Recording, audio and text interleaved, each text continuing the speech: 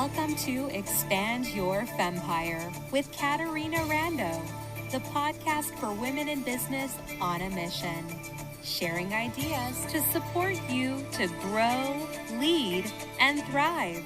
Now, here's your host, Caterina Rando. Welcome back to another episode of the Expand Your Fempire podcast. I'm your host, Caterina Rando, and I am blessing to be with you today, especially because we have a positive, super smart, amazing guest, Dr. Tracey Tremendous, and she is going to support us in being more amazing leaders in our business and our life. Tracey, I'm so happy that you're with us today. Caterina, what a blessing it is to be here. And thank you for introducing me to your tremendous Fempire. Thank you. Thank you. Tracey, my listeners know, I want to tell you that my dad was a Toastmaster when he was an engineer, because as an engineer, my dad had to talk in front of the city managers and get them to agree with his projects. And he was very introverted. And of course, Toastmasters opened him up. And when I was a kid, I would go upstairs to his home office and we would listen to motivational tapes, Nito Quabain, Brian Tracy, etc. And when I met you recently and you said to me your name and you talked a little bit, and I just knew or asked if your father was Tremendous Jones, and you said yes. And I have to ask you, first of all, say a little bit about who your dad was. And then I'm really curious how it was for you to grow up with Tremendous Jones as your dad. Oh, Caterina, well, to the listeners out there, when we found out we had that pre-connection through our fathers and their love of wisdom, pouring them into their daughters, it just took our relationship, this new relationship, to a whole new level. For those who haven't heard of my father, Charlie Tremendous Jones, he was born in 27. He emigrated to heaven in 2008. He's up with the angels now, but he was an individual that started out in life insurance. And while he was a young life insurance salesman with Mutual New York, he found, in successive order, he found my mother, Gloria, the love of his life. He found a business that he could put everything into, life insurance. And for a kid that flunked out of the 8th grade and grew up in the South in deep poverty, gave him the efficacy and the tools, and then he found the love of God. So that was the three-legged stool, the IQ, the EQ, and the SQ that my father found. And growing up with him, I would say, Caterina, for the listeners, it was a cross between boot camp and a sitcom. Okay. So he was incredibly disciplined, and yeah, you're having fun, but there's a purpose for everything. I remember being at the table as a kindergartner. What do you want to do with your life? You know, I want to make it to first grade, and books. I think I read How to Win Friends and Influence People before the Pokey Little Puppy. So intense discipline, because everything had a purpose. There's only so many moments in this life. But then Caterina, he was the most jubilant, joyful, and from a man that came from such hardship, but he was so convinced that the best was yet to come. So even though it was tough, it was so much fun. I grew up with this incredible blend of work and fun. And a lot of people are like, I need to take a vacation to get away. He taught me, like Mary Poppins, in every job that must be done, there is an element of fun, to really blend your love of anything. Find it. It's not your dream job. Who said it's your dream job? Get to work, make it your dream job. I grew up with a very pragmatic, stop thumb sucking. You're not happy with something, get out there and work it and read. And was exposed as a young woman to people like Brian Tracy, Ken Blanchard, Nito Quabain. So sitting there listening as a young woman, even a child, and watching these men and women just say, hey, the sky's the limit. It's what you want to do, and help not just themselves, but other people, was just unbelievable. Of course, as a teenager, you're like, he's so weird. He embarrasses me. But now I'm like, oh my gosh, he was just something else. It seems like you grew up in a household where possibilities were endless. You could make whatever you want happen. And this is very significant for the modeling, because we often don't think that our childhood modeling impacts who we become. And it's also what we hear people say in our household. I love that you grew up in this household, and you have continued to live your father's legacy. Of course, you're having your own legacy with supporting entrepreneurs and other leaders and business owners to be the best leaders they can be. And before we talk about all of that, because I want to hear everything you have to share about how to be a more amazing leader. Before we do that, Tracey, I want to hear a little bit, because I always like to know about your personal entrepreneurial journey. I understand why you became an entrepreneur, because that was standard operating procedure in your household. But let's hear for our listener a little bit about your journey. Well, there's three real segments of my life, and I look back at them now and I understand. The other thing my father told me, for our listeners out there, was he said, you're wet behind the ears until you're 55. Now, for those of you that are younger, you may not understand that term, but what it means is you don't really know what you want to do in life until at least 55. And as somebody who now turned 58, I get it. So I grew up realizing that, there's a small element of the population that knows exactly what they want to do. And then there's the rest of us where it's a journey, and we just find out what we're good at. We're open to new experiences. We get knocked down, we get back up, and life is more just one triumphant, journey and failure and get up and go. So I really started out in the military, and he told me as a young woman, he said, Tracey, you need to go out and earn your stripes. And I took that quite literally and went into the Air Force. I went to the Air Force Academy. So I did 12 years in the military, which I adored. I'm a big structure person. I'm a big serve something higher than yourself. I love our country. You don't love our country, go live in other countries. And that I can always tell somebody that's never lived all over the world, because I'm like, you have no idea what an anomaly America is and how blessed we are. Not perfect, but in the rank order of things. Okay. So anyway, so went into the military, went to the Air Force, loved it, lived all over the world. And then I thought, you know what, it's time to get out of that. There's something else going on. Then I went into big bureaucratic organizations, Fortune 100 companies, high tech, defense contracting, Northrop Grumman, Applied Materials. And I thought, okay, I'm going to find my meaning in this, in big companies that make money. So serving the almighty dollar, okay, we're going to change the world through free enterprise, through technology, through chips, all that stuff. And then I went to work for the National Security Agency in St. Louis. We're in a different thing. And all this is going on. I'm 20 years into this, and I'm thinking, man, I'm just hitting the same thing every organization. For our listeners out there, there's that honeymoon period where the first 6 months you're like, I found it. And then after that, there's a different way we'd say it in the military, but it was the same crap, different day. Okay. Because people are people. And that's the bottom line. I never did not enjoy anything I did, but it's all the other stuff that kind of sucks the soul and spirit out of you. And of course, all this time I'm thinking, I was raised by an entrepreneur. I'm not an entrepreneur. Bigger's better. I want to work for a $20 billion a year company. I want these big structures, bigger's better. And I realized, I don't do well in a bureaucracy, because there's a lot of waste. There's a lot of unfairness, nepotism, cronyism, you name it. Not that there's not in small organizations, but at least you see it. And small organizations, they can't absorb that kind of waste and trash. The too big to fail, you get a bunch of nonsense. It literally sucks the soul out of you. And after 20 years that I'm like, I just don't want to meet my maker and say I exchange time for money. I was getting this real soul conviction, and what I was doing was good. I was making the world a better place. I was working hard. I was honing my leadership chops, but I knew there was something more legacy-like. So my father was dying from cancer, and I knew this. We had several years to say goodbye, and I watched his soul literally depart from him when he went to heaven. And that's such a blessing. Whatever else has happened to me on this earth, I thank God I have been there with my mother and father when they departed. He was passing away, and I thought, you know what?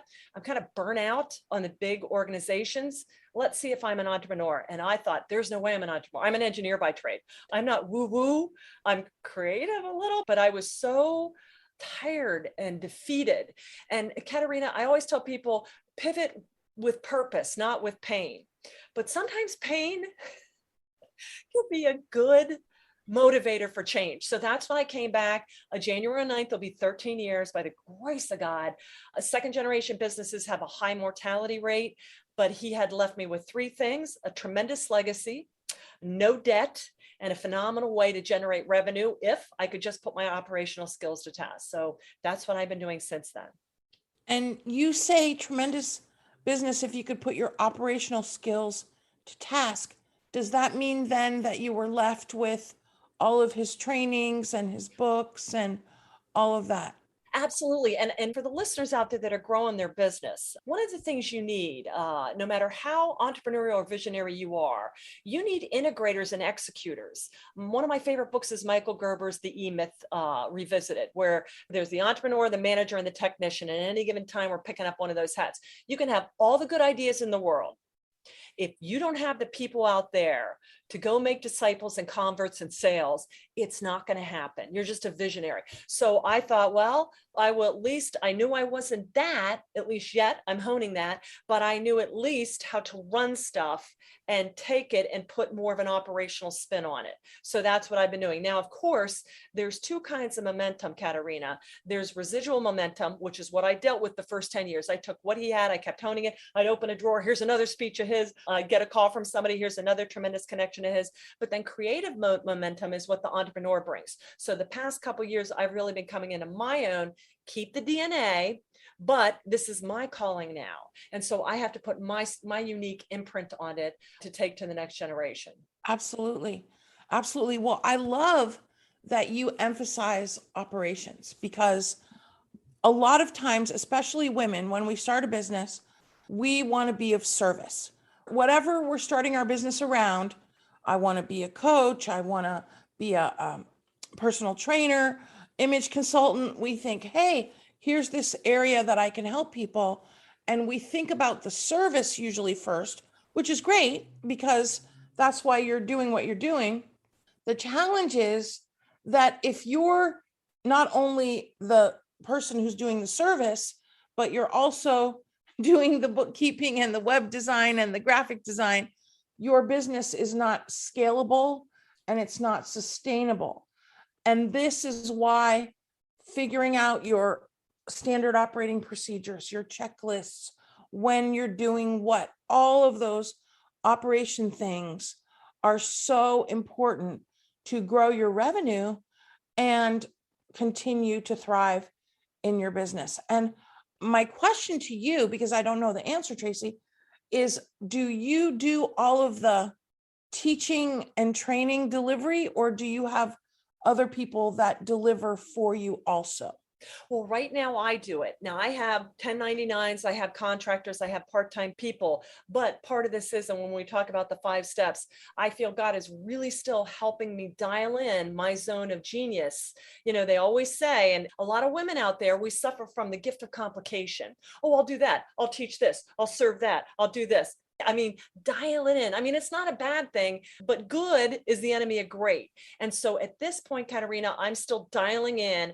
What is that one thing? It's Jim Collins, the hedgehog principle, that I've lived, that I can share in such a way that's going to resonate with people. Every listener out there is unique in something that only they can deliver. And when you know that, when I got that, then I will know more of who I need, what resources I need, because I'll be very, very detailed. I still am a little bit scattered, to be quite honest with you. I'm trying different things, but that's part of running a business too.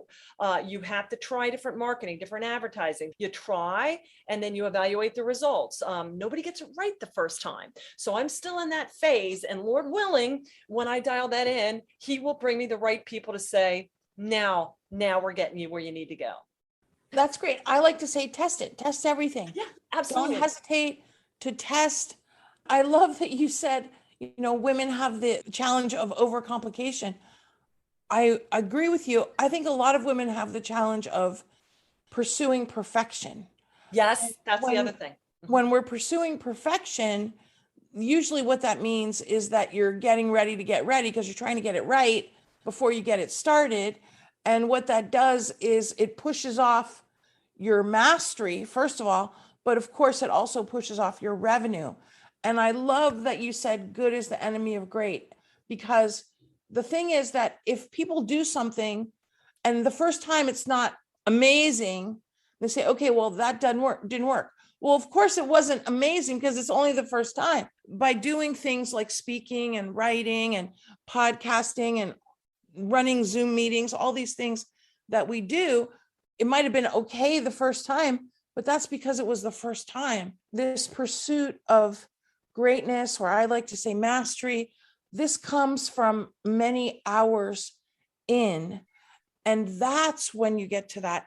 But the challenge is, if you're doing all the things that are not the highest and best use of your time, you're really pushing off your mastery with the things that are the highest best use of So your time. true. Well, Dan Sullivan has one of my favorite quotes. He says, delegate everything but genius. I love that. Okay, I haven't heard that before. That's good. Isn't that beautiful? So Yeah. here's the balance for all the listeners out there. And I'm telling you, I live it every day. So don't think Tracy has it figured out. I'm sure Caterina will say it too. Good is the enemy of great when you are figuring out your singularity, your highest and best use of time. However, once you begin to get a sense of it, good enough is good enough. Just float it. Okay. My dad would say production to perfection. Nobody gets it perfect this side of heaven. We're not God. Okay. Just do it. And if you need to tweak it the next day or re-record it, or somebody says you have a typo on your meme or your sound was crappy. Okay. It's okay. Good enough. Just, I publish books. Oh, I'm scared. What if this? Just publish it. If you want to rewrite something, I'll pull the files down and we'll re-edit, for crying out loud. Just put it out there. Put the bait in the water and then let the fish come nibble. And then, especially for entrepreneurs and women, you'll get a sense for what parts of your message are resonating. And then that makes your singularity more focused. But it's this, okay, I'm going to keep it broad and then I launch it. But then everything is with the intention of really helping you get more niche. Somebody told me, hey, Tracy, who makes more money? A general practitioner or a specialist? A specialist. Okay. So I'm like, okay. I can't just talk about leadership. What is it about leadership that I've lived that makes me most passionate? Because there's 50 million leadership theories, but what is it that I've uniquely lived? Because there's so many other people talking about other things. So the more niche you go, the more you grow. So for the ladies out there growing your business, keep dialing it in, put it out there, dial in, put it out there, rinse, lather, repeat, and you'll get there.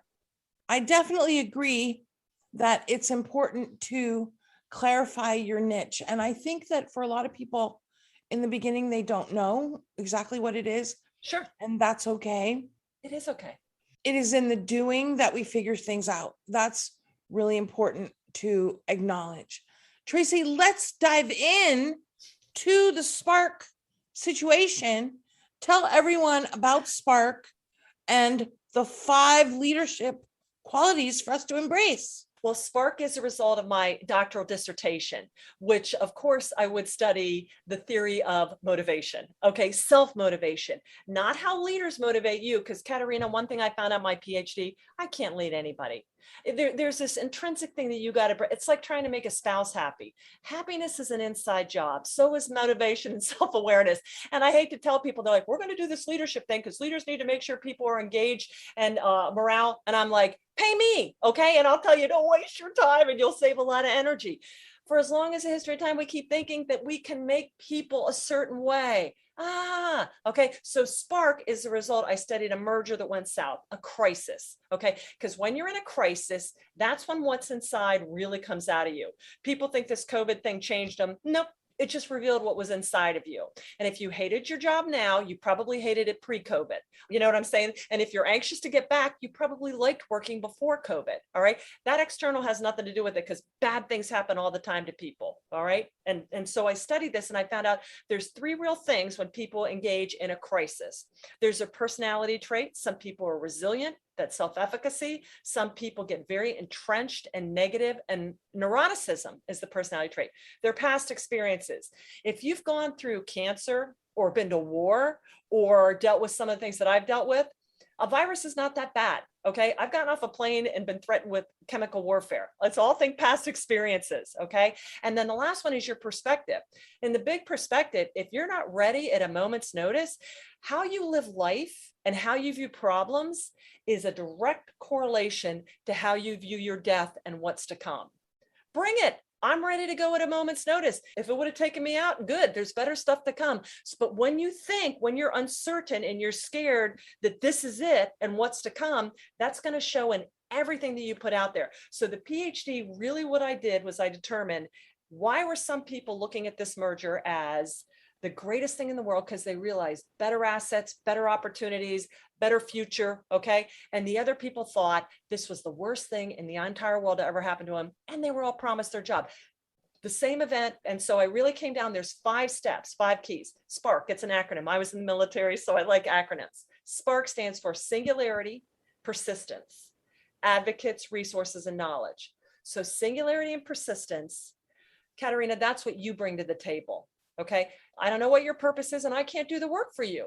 You've got to figure that out. But that's not enough. That's why a lot of these books are like, just declare it to the world. And then people declare it to the world. And then the world says, you're an idiot. And then they're all like, oh, what happened? And I'm like, because you need the flip side of the coin. You need the externals. You need the advocates, your earth angels, your mentors, the people that want your success more than you. And they're out there. You just are blocking them. You got to let them in. Resources, what we talked about, your website, your marketing, your people, your processes, your logistics, your SEO. You got to have the tools in your toolbox, because otherwise it's incredibly frustrating.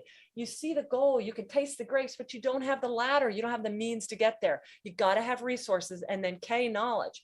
I mean, every day I may have a PhD, but there's so much stuff I need to know to take my business to the next level. So I constantly have to be seeking out that knowledge, talking to people like you, having people like you on my podcast, so I can continue to raise my brain, because everything starts here. Thoughts, then feelings, then behaviors. You got to feed it up here. And my dad would say that you're going to be the same person 5 years from now that you are today, except for two things: the people you meet and the books you read. Well, there's your advocates, resources, and knowledge. And that's why he's like, if you just sit there and, well, I haven't read anything in 5 years and I haven't read anybody new, how can your life get better? How can you forge the path forward? It's not all about you, and wanting it, that's not enough. The last word of attraction, last part of it is action. I got to want it so bad. I'm going to persist and not quit. But I also need people to help me. I need money. I need capital. I need buyers. None of us is meant to go through this life on our own. So S.P.A.R.K is the intricate balance between what you need and what comes to you. And then you just keep cycling through that and cycling through that. And that's how you ignite the greatness within, and how you keep that fire burning bright until your last breath. That sounds good. We're going to keep that fire burning bright, super bright, Tracy, until our last breath. I love that, because I always like to say, I'll be doing my thing as long as I'm above ground. I love right? that. Yes. You know, because yes. my background is Italian American, and in the Italian community, when I was growing up, I would hear stories about so-and-so who had the Italian restaurant, or he was the butcher or the baker, and he worked his whole life and then he retired. Well, he was usually dead within a year because he had lost his purpose. This used to be an American ideal of, hey, if you work hard, then you get to retire later. And first of all, retirement doesn't appeal to me or many people, because where we get our vitality, I would say, Tracy, is in being of service. Would you agree? 1000%. And therefore, we absolutely want to be able to create financial surplus, financial ease, so we have choices later in life. I have so many people, though, who have said to me, you know, I love speaking, I love sharing, and I cannot see ever not doing it. And that's how I feel as well. I want to jump back for a moment. You said the books we read and the people we associate with, that's what's going to be different in 5 years. And I agree with that. I'm going to also add in, though, the experience that we have. And that includes, of course, knowledge and people. I've been doing my thing for many, many years. And I have seen that the more time we do our thing, the more we move towards mastery. The funny and challenging thing about mastery is the closer you get, the more it moves.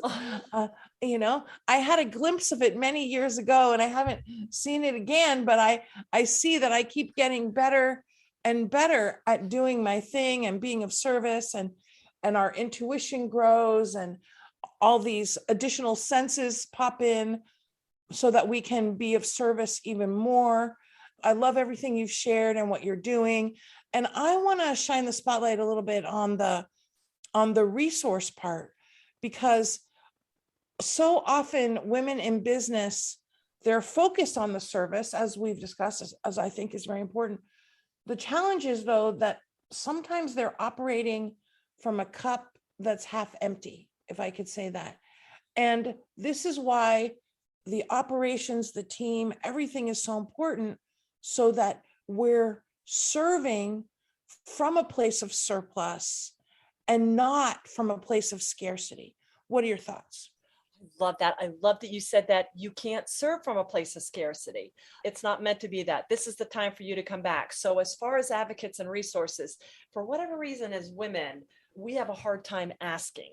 And then if we do ask and people say, I'll help you, we have a really difficult time authorizing them. Okay. Because I don't know, because we're givers. Okay. And God made us that way. And that's a beautiful thing. But my first 8 years back, I'm running the company and I got this. I went to war, Caterina. I run jets that are, $44 million. I got this. Meanwhile, I almost ran the business into the ground. I made a decision that killed 90% of our revenue. And I'm just like, oh Lord, it sounded good, but it was not good.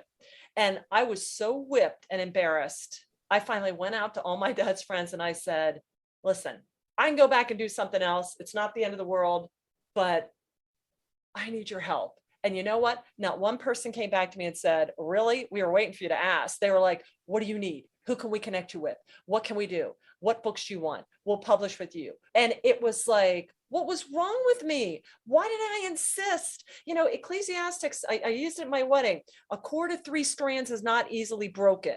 Lena Horne, one of my favorite quotes, it's not the weight that kills you or wears you down. It's the way you carry it. Let others come in and share your load. They're waiting to help you.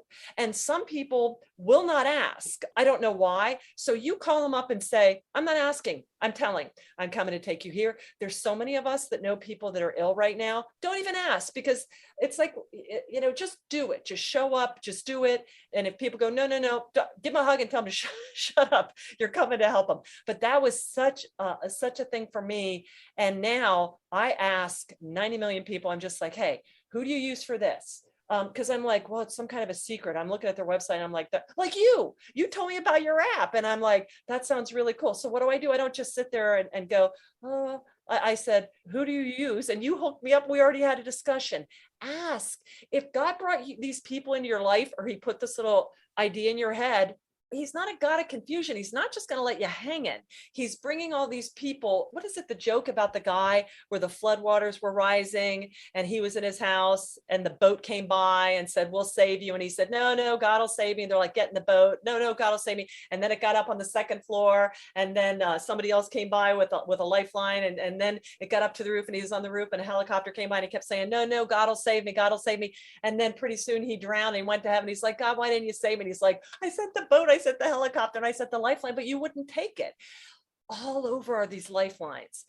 We block the blessing pipeline with our own doubts, fears, ego, whatever it is. I don't know. There's 50 million different fears, success. Then there's fear of failure, fear of event.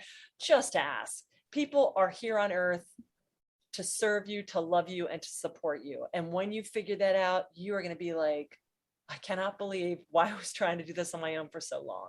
I love that. That is a good theme for all of our listeners to take away, Tracey. Just ask. I love when women ask for what they want. Sometimes over the years, someone has made a request of me, and sometimes I can hear in their voice the trepidation in the ask.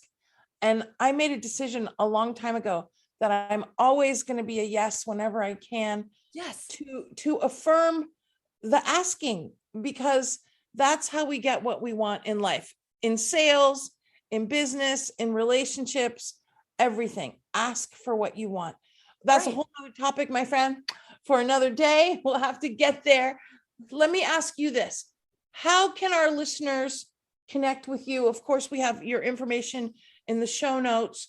Give them a quick place to connect. On tremendousleadership.com or tracycjones.com. Tracy with an E. If you go on there, we got 2 free weeks of ebooks. We got all kinds of specials. We got new releases. We got publishing. We got our podcast. We're going to have Caterina on there. We got free webinars. So remember, it's wonderful to listen and meet, because I've met all you, but also take time every day to read. We've got some tremendous books, little mini books that will take you maybe a half an hour to read, and watch yourself grow. Bing, bing, bing. That is a good idea for you to take away. Watch yourself grow. It is amazing to watch yourself become more amazing, to watch yourself expand, to watch yourself move towards greatness. Tracey, it's been my honor and privilege to be with you today. You are tremendous. So are you, Caterina. Thank you. Friends, go thrive. Cannot wait to be with you again on the Expand Your Fempire podcast. We hope you enjoyed this episode of Expand Your Fempire with Caterina Rando.